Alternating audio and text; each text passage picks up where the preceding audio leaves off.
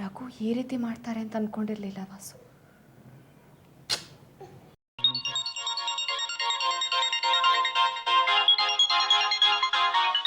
ರಾಜೇಶ್ವರಿ ನೋಡು,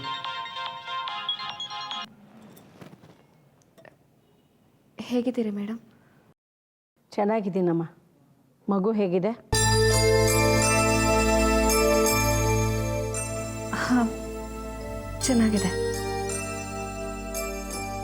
ದೇವ್ಕಿ, ಮಗು ಬಗ್ಗೆ ಏನು ಡಿಸೈಡ್ ಮಾಡಿದೆ? ಡಿಸೈಡಾ? ಏನಂತ ಮೇಡಮ್? ಯಾಕೆ ದೇವ್ಕಿ, ಮರ್ತೇ ಬಿಟ್ಯಾ? ನೀನವತ್ತು ನನ್ನ ಕೈ ಹಿಡ್ಕೊಂಡು ನಿಮ್ಮ ಸಹಾಯ ಯಾವತ್ತೂ ನನ್ನ ನೆನಪಲ್ಲಿ ಉಳಿಯತ್ತೆ ಅಂತ ಹೇಳಿದ್ಯಲ್ಲ, ಅದನ್ನು ಮರ್ತುಬಿಟ್ಯಾ? ಮಗುನ ಕೊಡು ಅಂತ ತಾನೇ ನಾನು ನಿನ್ನ ಹತ್ರ ಕೇಳ್ಕೊಂಡಿದ್ದು. ನಿಜ ಮೇಡಮ್, ಆದರೆ ಎಷ್ಟೇ ಪ್ರಯತ್ನ ಪಟ್ಟರೂ ಮಗುನ ಬಿಟ್ಟಿರೋಕ್ಕೆ ನನ್ನಿಂದ ಆಗ್ತಿಲ್ಲ. ತುಂಬ ಹಚ್ಕೊಂಡಿದ್ದೀನಿ. ನಿರ್ಧಾರ ಮಾಡೋದಕ್ಕೆ ಇನ್ನೊಂದು 4-5 ದಿನನಾದರೂ ಬೇಕು. ಇದ್ದಕ್ಕಿದ್ದಾಗೆ ಮಗುನ ಕೊಡು ಅಂತಂದರೆ ನಾನು ಹೇಗೆ ಕೊಡಲಿ? 4-5 ದಿನ ಟೈಮ್ ತಗೋ ದೇವ್ಕಿ. ನಾ ಏನು ದಿಢೀರಂತ ಕೊಟ್ಬಿಡು ಅಂತ ಕೇಳಿದ್ನಾ? ನೀನು ಕೊಡೋದು ನನಗೆ ಕನ್ಫರ್ಮ್ ಆಗಬೇಕಷ್ಟೆ. ಹಾಗಾದರೆ ನೀನು ಗ್ಯಾರಂಟಿ ಕೊಡ್ತೀಯ ಅಲ್ವಾ? ಮೇಡಮ್, ಅದು ನಾನು ನನಗೆ ದೇವ್ಕಿ, ನಿಂದು ತಪ್ಪು ಅಂತ ನಾನು ಹೇಳ್ತಿಲ್ಲ. ಆದರೆ ರಘು ಈಗ ಹೀನಾಯ ಸ್ಥಿತಿಲಿದ್ದಾನೆ. ಒಂದು ಕಡೆ ಬೇರೆ ಯಾರ್ದೋ ದುರಾಸೆಗೆ ಬಲಿಯಾಗಿದ್ದಾನೆ, ಇನ್ನೊಂದು ಕಡೆ ಮಗು ಇಲ್ಲದೆ ಪರಿತಪಿಸ್ತಾ ಇದ್ದಾನೆ. ಈಗ ಅವನಿಗೆ ಸಹಾಯ ಮಾಡೋದು ನಿನ್ನ ಧರ್ಮ ಅಲ್ವಾ? ಹೇಳು ಹೇಳು ದೇವ್ಕಿ.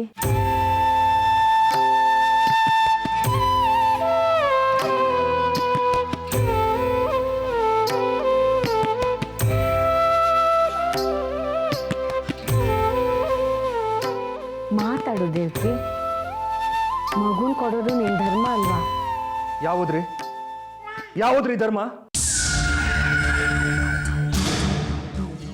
ಮನುಷ್ಯರನ್ನ ಕೊಂಡ್ಕೊಳ್ಳೋರು ನೀವು. ಶ್ರೀಮಂತಿಕೆಯಿಂದ ಬೇರೆಯವ್ರ ಬದುಕನ್ನು ಕೊಂಡ್ಕೊಳ್ಳೋ ಜನ ನೀವು. ನಿಮ್ಮ ಮಗನಿಗೆ ಮಗುವಿನ ಗರ್ಭಧಾರಣೆ ಮಾಡೋದಕ್ಕೆ ಒಂದು ಜೀವ ಬೇಕಾಗಿತ್ತು. ಅದನ್ನ ದುಡ್ಡಿನ ಮೂಲಕ ಕೊಂಡ್ಕೊಳ್ಳೋ ಪ್ರಯತ್ನ ಮಾಡ್ದ.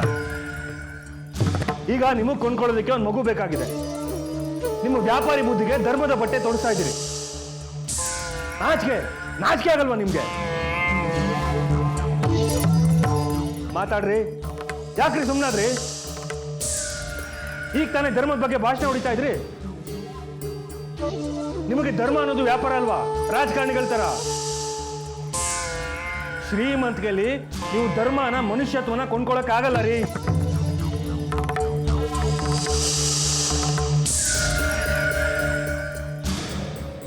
ಆಯ್ತು ಬಿಡಪ್ಪ, ಶ್ರೀಮಂತಿಕೆ ಅಂದ್ಯಲ್ಲ, ಹೋಗ್ಲಿ.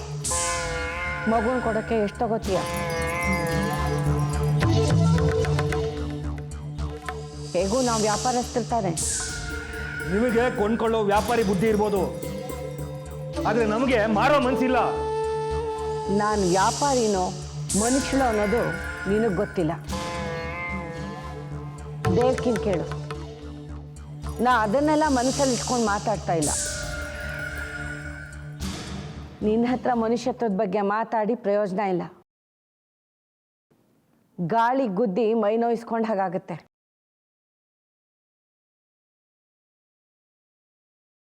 ನೇರವಾಗೇ ಕೇಳ್ತಾ ಇದ್ದೀನಿ, ಎಷ್ಟು ಕೊಟ್ರೆ ಮಗುನ್ ಕೊಡ್ತೀಯ? ಒಂದು ಕೆಲಸ ಮಾಡಿ, ಒಂದು ರೇಟ್ ಫಿಕ್ಸ್ ಮಾಡ್ಬಿಡಿ.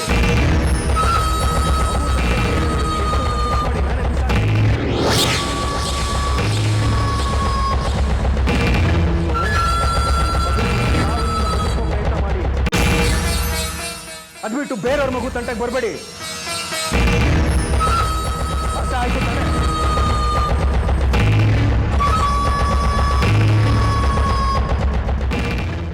ಯಾರ್ಯಾರಿಗೆ ಹೇಗೆ ಉತ್ತರ ಕೊಡಬೇಕು ಹಾಕೊಟ್ರೇನೆ ಸರಿ.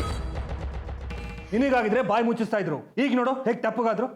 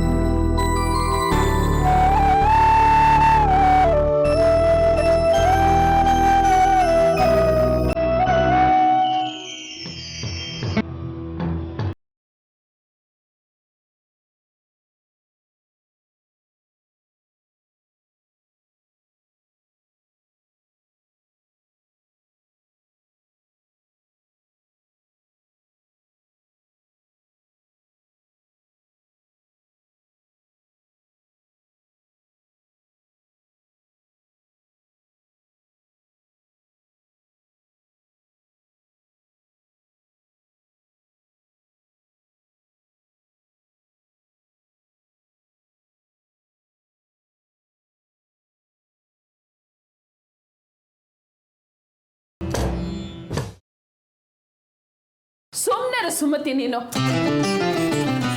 ಏಯ್ ಏಯ್ ಏಯ್ ನಿಂತ್ಕೊ. ಏನು ಏನ್ ನಿನ್ ನಿರ್ಲಕ್ಷ್ಯ? ಮನೆಯಲ್ಲಿ ಮದ್ವೆಗೆ ಬಂದಿರೋ ಹೆಣ್ಮಗ್ಳಿದ್ದಾಳೆ ಅಂತ ಬೇರೆಯವ್ರ ಮುಂದೆ ಕೊರಗ್ತಾ ಇರೋದು. ಗಂಭೀರವಾಗಿ ನಾನು ಹೇಳಿದ ಹುಡುಗನ್ನ ನಿನ್ನ ಸಿಡಿದ್ ಮುಟ್ಟಿ ಗಂಡಂಗೆ ಹೇಳಕ್ಕಾಗಲ್ವಾ? ಈಗೇನೋ ನೀನ್ ಹೇಳಿದ್ದೆ ನಾನು ಹೇಳಲ್ಲ. ಸ್ವಲ್ಪ ಯೋಚನೆ ಮಾಡಿ ನಿರ್ಧಾರ ತಗೋ. ನೋಡು, ನಾನು ಯೋಚನೆ ಮಾಡಿದ್ದು ಆಯ್ತು, ನಿರ್ಧಾರ ತಗೊಂಡಿದ್ದು ಆಯ್ತು. ಏನೋ ಹಿರಿಯರು ಮಾತು ಮುಂದುವರಿಸ್ಲಿ ಅಂತ ಒಂದ್ ಚಾನ್ಸ್ ಕೊಟ್ಟೆ. ನೀವು ಬೇಡ ಅಂತಂದ್ರೆ ಮುಂದಿನ ದಾರಿ ನಾನು ನೋಡ್ಕೋತೀನಿ. ಅಯ್ಯೋ ಬಾಯ್ಲಿ, ಸ್ವಲ್ಪ ನೆಮ್ಮದಿಯಾಗಿ ಕೂತ್ಕೋ. ನೋಡು, ನಾನು ಹೇಳೋದು ಸ್ವಲ್ಪ ಕೇಳು. ಅವನಿಗೆ ನಿನಗಿಂತ ವಯಸ್ಸಾಗಿದೆ ಅಲ್ವಾ, ನಿನ್ನೆರಡರಷ್ಟು. ಅದೇ ನನಗೆ ಬೇಸರ ಕಣೆ. ಅದೇ ಪ್ಲಸ್ ಪಾಯಿಂಟ್ ಅಮ್ಮ. ವಯಸ್ಸಾಗಿದೆ ಅನ್ನೋ ಅಳಕಿಂದಾದ್ರೂ ನನ್ನ ಚೆನ್ನಾಗಿ ನೋಡ್ಕೊಂತಾನ. ಅಯ್ಯೋ ಹಾಗಲ್ವೇ, ನಾಳೆ ನೀನು ಕೊರ್ಗೋ ಹಾಗಾಗ್ಬಾರ್ದು. ಅಮ್ಮ, ಈ ಸುಮತಿ ಯಾವತ್ತೂ ಕೊರ್ಗೋದಿಲ್ಲ. ಯಾಕೆ ಅಂದ್ರೆ ಎಚ್ಚರಿಕೆಯಿಂದ ಹೆಜ್ಜೆ ಇಡೋದು ಹುಟ್ತಾನೆ ಬಂದಿರೋ ಬುದ್ಧಿ ನನ್ಗೆ. ನೀನ್ ನನ್ನ ಬಗ್ಗೆ ವರಿ ಮಾಡ್ಕೋಬೇಡ. ಸೀತೋ, ಕೇಳಿಸ್ತಾ? ಅಲ್ಲ ಕಣೆ, 4 ಮನೆ ಬಾಡಿಗೆ ಬರುತ್ತೆ.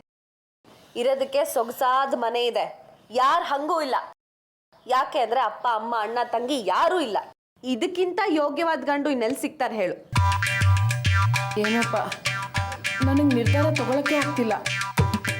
ಅಲ್ಲ, ವಾಸು ಅವಿನಾಶು ಓದಿರೋರು, ಅವ್ರ ಮುಂದೆ ಏನೀಗ? ಅಕ್ಕಂದಿರು ಚೆನ್ನಾಗಿ ಓದಿದ್ದಾರೆ, ಅವ್ರಿಗೆ ಸರಿಯಾಗಿರೋ ಗಂಡು ಸಿಕ್ಕಿದೆ. ನನಗೆ ನನ್ನ ಮನ್ಮತ ಸಾಕು ಬಿಡು. ಏನು ತಾಯಿ ಮಗಳು ಇಬ್ರು ತುಂಬಾ ಮುಖ್ಯವಾದ ವಿಚಾರ ಚರ್ಚೆ ಮಾಡ್ತಿರೋ ಹಾಗಿದೆ. ಏನಿಲ್ಲ ಭಾವ, ಸುಮ್ಮನೆ ಹೀಗೆ. ಏನು ನನ್ನ ಮದುವೆ ವಿಚಾರ ಅಂತಂದ್ರೆ ಈಗ ನನಗೆ ಮುಖ್ಯ ಅಲ್ವಾ ನಿನ್ಗೆ? ಈಗ ಉಳಿದಿರೋ ಮುಖ್ಯ ವಿಚಾರಣೆ ಅದು. ನೋಡು, ಅಪ್ಪಯ್ಯಂಗೆ ದೊಡ್ಡಪ್ಪಂಗೆ ವಿಚಾರ ತಿಳಿಸೋ ಜವಾಬ್ದಾರಿ ನಿಂದು. 3 ಜನ ಮುದಿಗುಬೆಗಳು ಸೇರಿ ಚೆನ್ನಾಗಿ ವಿಚಾರ ಮಾಡಿ ಒಂದು ನಿರ್ಧಾರಕ್ಕೆ ಬನ್ನಿ, ಗೊತ್ತಾಯ್ತಾ? ಬಾಯ್. ನೋಡು, ನಿರ್ಧಾರ ಚೆನ್ನಾಗಿರ್ಬೇಕು. ಆದಷ್ಟು ಬೇಗ ನಾನು ಮದುವೆ ಆಗಬೇಕು.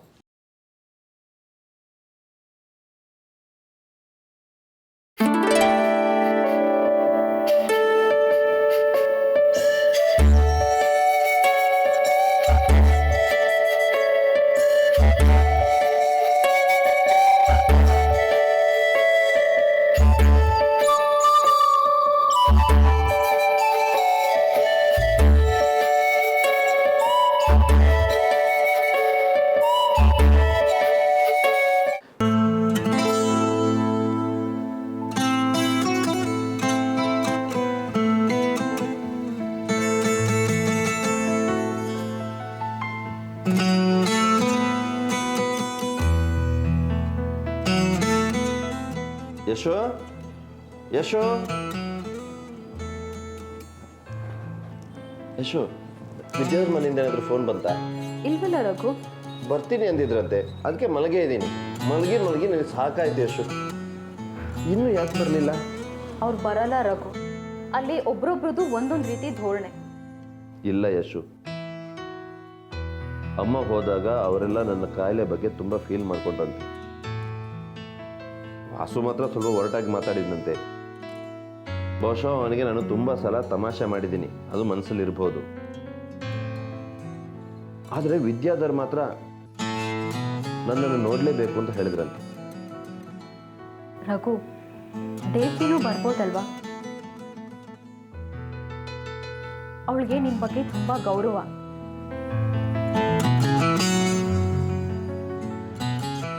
ಚೇಚೆ, ನಾನು ಆ ಅರ್ಥದಲ್ಲಿ ಹೇಳಲಿಲ್ಲ, ನಾರ್ಮಲ್ ಆಗಿ ಹೇಳ್ತಾ ಇದ್ದೀನಿ. ಅವಳಿಗೆ ನೀನು ಕಂಡ್ರೆ ಗೌರವ ಇರೋದ್ರಿಂದ ಬಂದೇ ಬರ್ಬೋದಲ್ವಾ?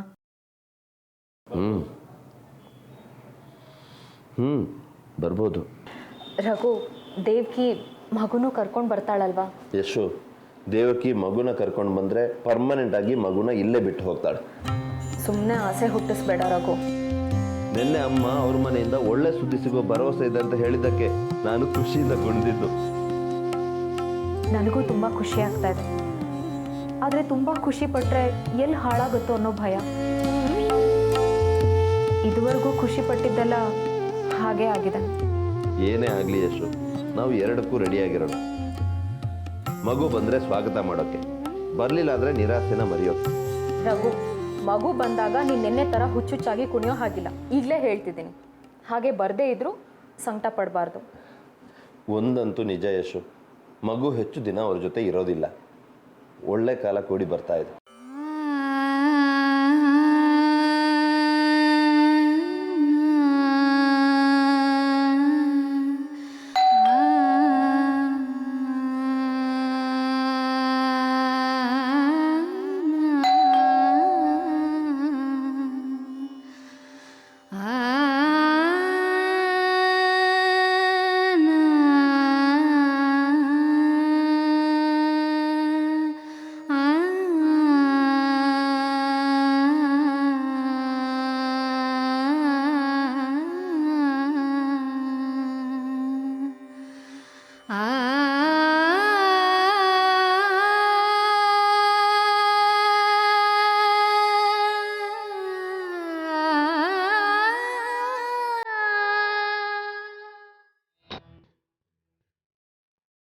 ನರೇಶ್, ಅಮ್ಮ, ಬಿಸಿ ಬಿಸಿ ಕಾಫಿ ರೆಡಿ.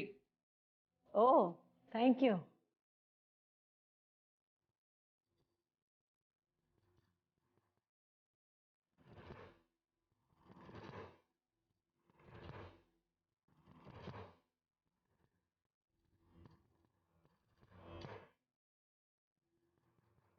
ನರೇಶ್, ಮಗು ವಿಚಾರವಾಗಿ ಅವಿನಾಶ್ ಮೇಲೆ ಒತ್ತಡ ಹೇರೋ ಐಡಿಯಾನ ಆ ಚಾಕ್ಲೇಟ್ ಲಾಯರೇ ಕೊಟ್ಟಿದ್ದು.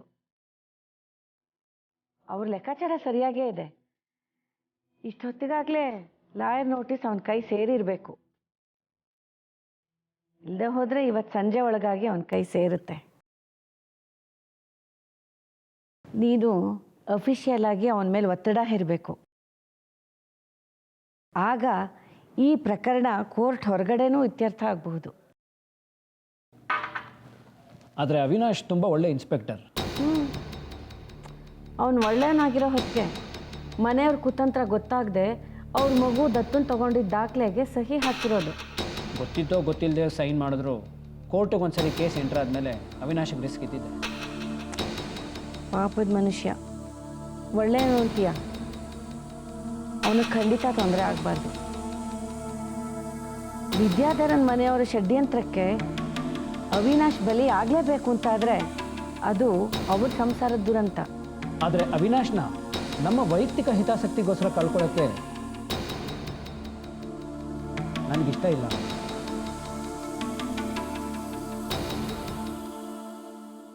ಅದಕ್ಕೆ ಹೇಳಿದ್ದು, ಅವನಿಗೆ ನಿನ್ನ ಮೇಲಿರೋ ಗೌರವ ಉಳಿಯೋ ಹಾಗೆ, ಅವನಿಗೂ ತೊಂದರೆ ಆಗದೆ ಇರೋ ಹಾಗೆ ಅವನು ಡ್ಯೂಟಿಲಿ ಮುಂದುವರಿಯೋ ಥರ ಪ್ಲ್ಯಾನ್ ಮಾಡು ಅಂತ. ದೇವಕಿ ಹತ್ರ ನಾನು ಮಾತಾಡಿದಾಗ ಮಗು ಕೊಡೋ ವಿಚಾರದಲ್ಲಿ ಯೋಚನೆ ಮಾಡ್ತೀನಿ ಅಂತ ಸೂಕ್ಷ್ಮವಾಗಿ ಹೇಳಿದ್ವಿ.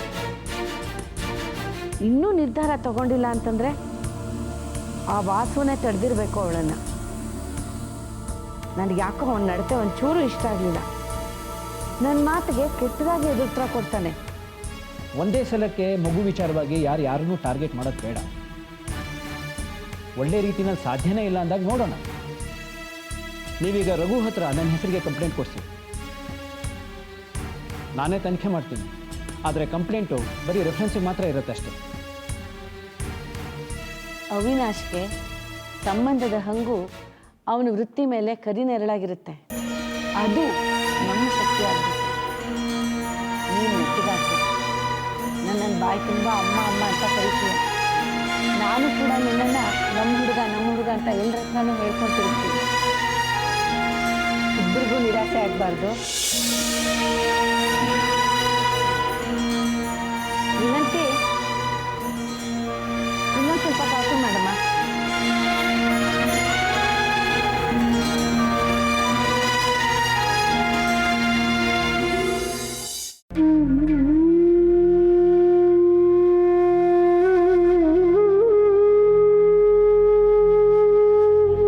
ಇನ್ನು ಹುಡುಗಾಟದ ವಯಸ್ಸು ಅವಳದು.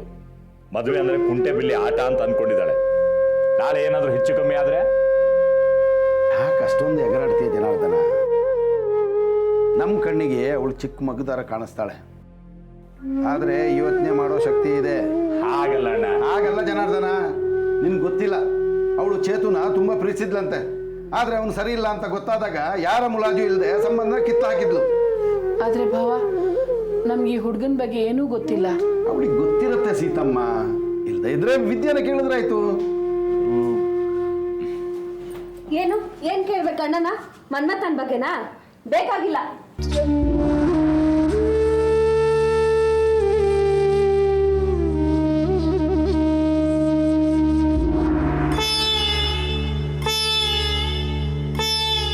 ಸುಮತಿ, ನಿನ್ನ ಹತ್ರ ಸ್ವಲ್ಪ ಮಾತಾಡಬೇಕು. ಅಪ್ಪ ಈ ಮುಂದೆ ಮಾತಾಡೋಕ್ಕಾಗಲ್ಲ ದೊಡ್ಡಪ್ಪ. ಜನಾರ್ದನ, ನೀನು ಸ್ವಲ್ಪ ಹೊರಗಡೆ ಹೋಗು.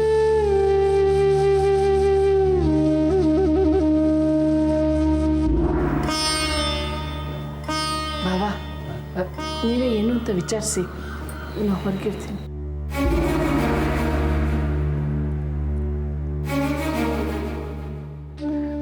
ಸುಮತಿ, ಅವನು ನಿನಗೆ ಯೋಗ್ಯನಾ ಅಂತ ಮೊದಲು ಯೋಚನೆ ಮಾಡು. ಚೇತುಗಿಂತ 100 ಪಾಲ್ ಯೋಗ್ಯ. ಅಯ್ಯೋ ಸುಮತಿ, ಅವನಿಗಿಂತ ಇವನಿಗಿಂತ ಆ ಹೋಲಿಕೆ ಬೇಡ. ಆದರೆ ಗೊತ್ತಾಯ್ತು, ವಯಸ್ಸಾಗಿದೆ ಅಂತಲ್ವಾ? ದೊಡ್ಡಪ್ಪ, ಈ ಹುಡುಗರಿಗೆ ಸೋಡಾ ಬಾಟ್ಲಿ ಸ್ಪಿರಿಟು 2 ದಿನಕ್ಕೆ ಕುಗ್ಗುತ್ತೆ. ಹಾಗಲ್ಲಮ್ಮ, ವಾಸು ಅವಿನಾಶ್ ಮುಂದೆ ನಿಲ್ಲೋ ಯೋಗ್ಯತೆ ಇದೆಯಾ ಅಂತ. ಅವ್ರಿಗೆ ಇವ್ರ ಮುಂದೆ ನಿಲ್ಲೋ ಯೋಗ್ಯತೆ ಇದೆಯಾ ಅನ್ನೋದನ್ನ ಯೋಚನೆ ಮಾಡಿ ದೊಡ್ಡಪ್ಪ.